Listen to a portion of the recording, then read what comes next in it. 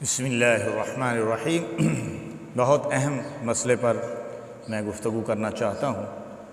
تقریباً تمام بڑے بڑے علماء کرام نے اس مسئلے پر گفتگو کی ہے۔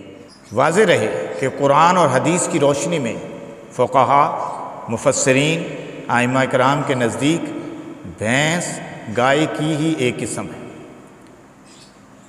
نوع من البقر، گائے کی ایک نوع ہے، اس کی قربانی بھی درست ہے۔ قرآن مجید میں ارشاد ہے احلت لکم بہیمۃ الانعام الا ما یتلی علیکم، سورہ مائدہ کی آیت ہے۔ اس آیت کی تفسیر میں مفتی اعظم پاکستان مفتی محمد شفیع رحمۃ اللہ تعالی علیہ لکھتے ہیں، پالتو جانور جیسے اونٹ، گائے، بھینس، بکری وغیرہ جن کی 8 قسمیں سورہ انعام کے اندر بیان فرمائی گئی ہیں، ان کو انعام کہا جاتا ہے۔ اس جملہ میں اس خاص معاہدے کا بیان آیا ہے کہ اللہ تعالیٰ نے تمہارے لیے اونٹ، بکری، گائے، بھینس وغیرہ کو حلال کر دیا ہے،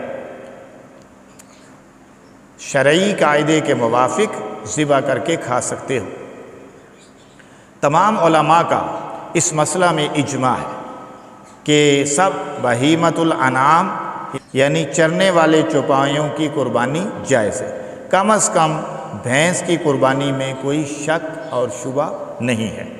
اور یہ بھی کہ قرآن میں حرام جانوروں کی فہرست دے دی گئی ہے، لہٰذا مختصر یہ کہ تمام علماء اس بات پر متفق ہیں کہ بھینس کی کٹے کی قربانی بلا شبہ جائز ہے۔ اللہ پاک عمل کی توفیق عطا فرمائے۔